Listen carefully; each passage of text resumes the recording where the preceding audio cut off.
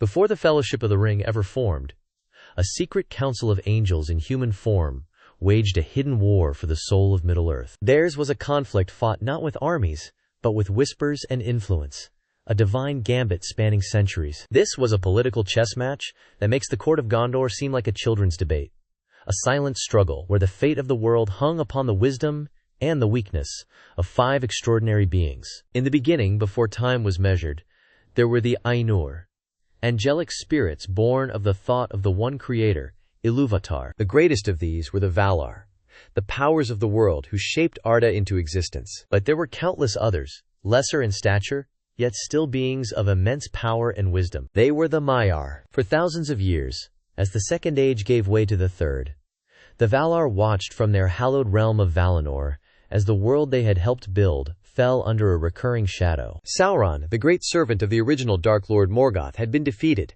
but his spirit endured. It was a poison seeping back into the soil of Middle-earth, a malevolence that the free peoples, diminished by war and time, seemed ill-equipped to face alone. A direct intervention, an open war waged by the Valar themselves, would be catastrophic. The world had already been broken once by such a conflict. A new strategy was needed, a subtle one. A plan was devised to send messengers, guides, teachers. 3, and later 5, of the Maiar were chosen for this perilous task. They were to be emissaries of hope, sent to unite and inspire the free peoples to find the strength to save themselves. They would be forbidden from revealing their true, angelic nature. They were forbidden from matching Sauron's power with their own. They were to be clothed in flesh, appearing as old, humble men, subject to the weariness, fears, and temptations of the world they sought to save. They were the Astari, the wizards. But how do you fight an enemy whose very essence is domination, when you are forbidden from dominating anyone yourself? This was the central paradox of their mission,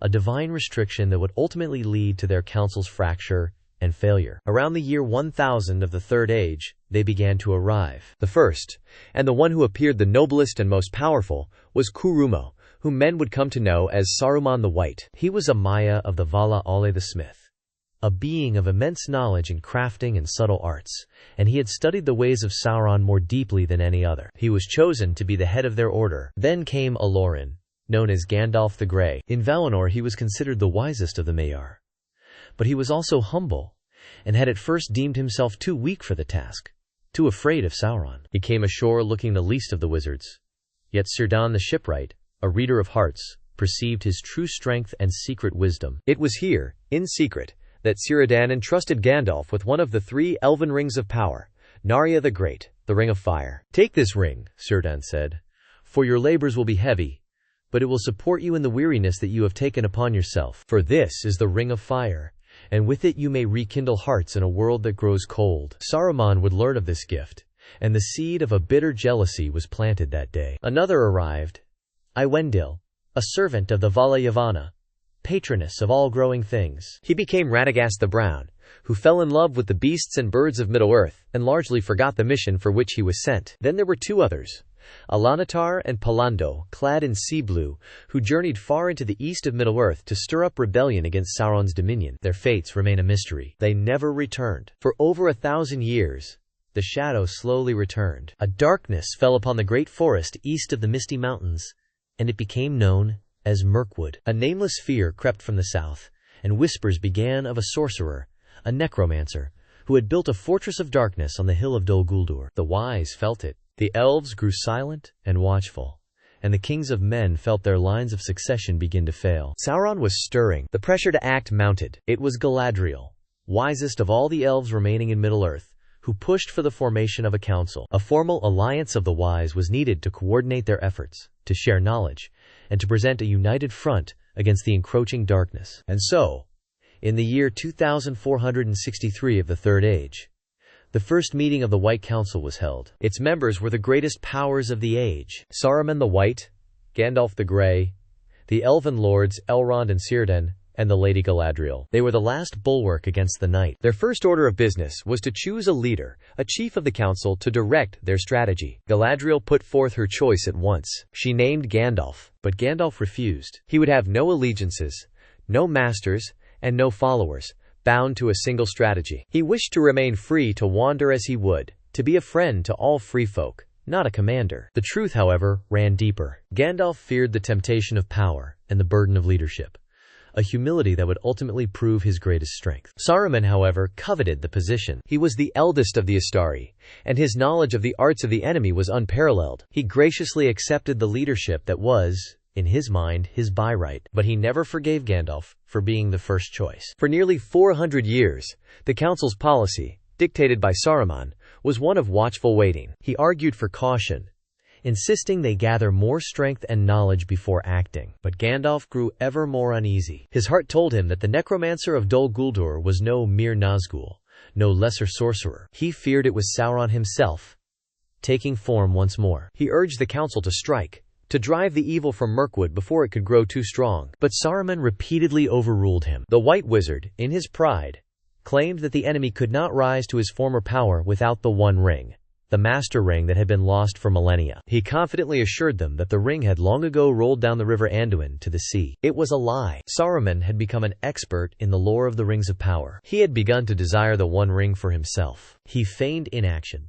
secretly hoping that if Sauron were allowed to grow in power, the ring would feel its master's call and reveal itself. He would then be able to seize it first. He was playing a double game, using the White Council as a shield for his own dark ambitions. But what did Saruman, a being of angelic origin, even want with the One Ring? What corruption could turn a guardian of the world into its potential conqueror? Unsatisfied with Saruman's assurances, and driven by a growing dread, Gandalf decided to take matters into his own hands. He could not rest while the identity of the necromancer remained a mystery. In the year 2850, he undertook a perilous journey alone. He would do what no one else had dared. He would enter Dol Guldur. The fortress was a place of unspeakable horror, a labyrinth of pits and dungeons filled with the despair of forgotten prisoners. Gandalf moved through the darkness like a ghost, his staff emitting a faint light, pushing back the oppressive evil that clung to the very stones of the keep. It was here, in the deepest, foulest pit, that he found what he was looking for. He found a dwarf at the point of death, his mind shattered by torture. Gandalf did not recognize him at first, but as the old dwarf died, he gave the wizard a strange map and a key, gasping out a name with his final breath: Thorin's. It was Thrain, the last king under the mountain, who had borne the last of the 7 dwarf rings. Sauron had taken it from him, and in that moment, Gandalf knew the truth with chilling certainty. The necromancer was Sauron. He had returned. The Dark Lord was not a phantom or a lingering memory. He was a living, growing power, dwelling on the borders of Lorien, gathering his strength and searching, always searching, for the one thing that could restore him to his full and terrible might. Armed with this irrefutable proof, Gandalf sped back to the White Council. He laid the truth before them, a truth of fire and impending doom. He told them of Thrain, of the Dwarf Ring, and of the confirmation of Sauron's identity. He urged them, begged them, to launch an immediate assault on Dol Guldur, to strike now, while the enemy was still rebuilding his power, to cast him out before it was too late. The moment of decision had come, but again, Saruman overruled him. He feigned wisdom, counseling patience. He argued that the ring was still lost, and without it, Sauron was a manageable threat. He reassured them, his voice calm and hypnotic, that all was well, that his watch was sufficient. And the council, trusting in the wisdom of their appointed leader, acquiesced. They agreed to wait. The attack was delayed. The shadow was allowed to fester and grow in the heart of Mirkwood, all because the wisest among them, the leader of their sacred order, was a traitor in the making, whose own lust for power was blinding him to the very evil he had been sent to defeat. Sauron's greatest weapon was not an army of orcs, but the pride festering in the heart of Saruman the White. But what of the ring itself? While the great wizards and elf lords played their game of strategy and deceit, did the master weapon of the Dark Lord simply lie dormant at the bottom of a river? Or was it, too, playing a game of its own, guided by a singular, malevolent will? For 2,500 years, it had waited. Then, in the year 2463, it was found. Not by an elf, or a wizard, or a searching orc, but by a simple stoor hobbit named Déagol, who was fishing with his friend Sméagol. As Déagol's hand closed around the small, perfect circle of gold, the ring's will awoke. Its poison seeped from the metal, not into the water, but directly into the hearts of the two friends. Sméagol saw it, and he desired it. A lust so immediate and so absolute that it dwarfed every bond of friendship and decency he had ever known. He demanded it. "Give us that, Déagol, my love," he whispered, "because it's my birthday." When Déagol refused, the argument was short and brutal. In the quiet reeds by the riverbank, Smeagol's hands closed, not around the ring, but around his friend's throat. And there, with the blood of his kin on his hands, Smeagol put the ring on his finger for the first time. He vanished. He was alone, with his precious. The ring had a new bearer. It had re-entered the world. The corruption was swift and total. His family, repulsed by his thieving and his strange, gurgling whispers in the dark, cast him out. They called him Gollum. Hating the sun, hating the moon, he fled, driven by the ring's desire for darkness and deep places. He crawled into the roots of the misty mountains, into a cold, black abyss where no light ever reached. For 500 years he lived there, his mind and body wasting away, his life extended unnaturally by the ring's power. He became a thing of slime and shadow, talking only to himself and his precious, his world shrinking to a single cold island in a subterranean lake. And there, the ring was content.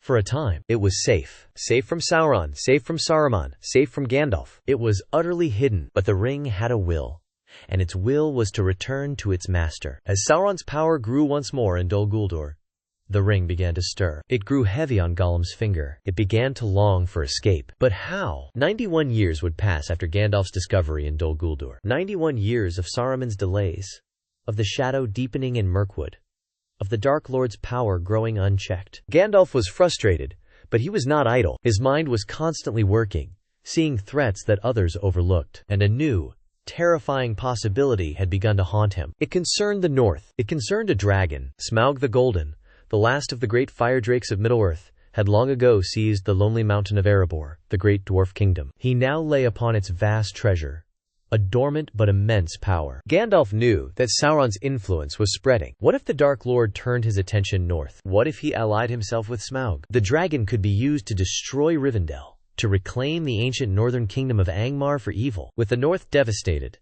Sauron's flank would be secured, and he could turn his full might against Gondor and the south. It was a strategic nightmare. The dwarves of Erebor had to be restored. Smaug had to be dealt with. But how? The opportunity, as it so often did in the history of Middle-earth, came by chance, or by what seemed to be chance. One night, in the Prancing Pony Inn at Bree, Gandalf happened upon a dwarf he recognized. It was Thorin Oakenshield, son of Thrain, the very dwarf Gandalf had found dying in the pits of Dol Guldur so many years ago. Thorin was burning with a desire to reclaim his home and his treasure. Gandalf saw in his eyes not just the stubborn pride of a dwarf king, but the key to solving a much larger problem. A seed of a plan began to form in the wizard's mind.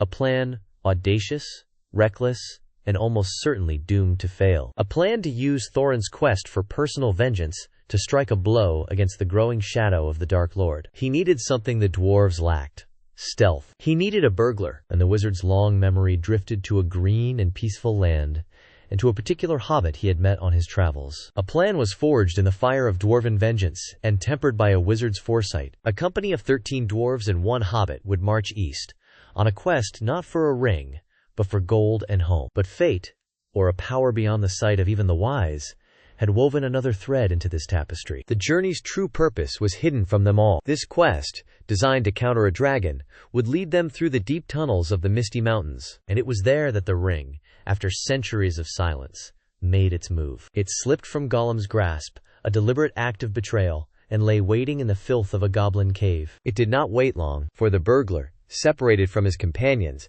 and lost in the suffocating dark, was fated to pass that way. His hand, searching blindly on the floor, brushed against a circle of cold metal. In that moment, the history of Middle-earth turned. The quest to slay Smaug the dragon succeeded.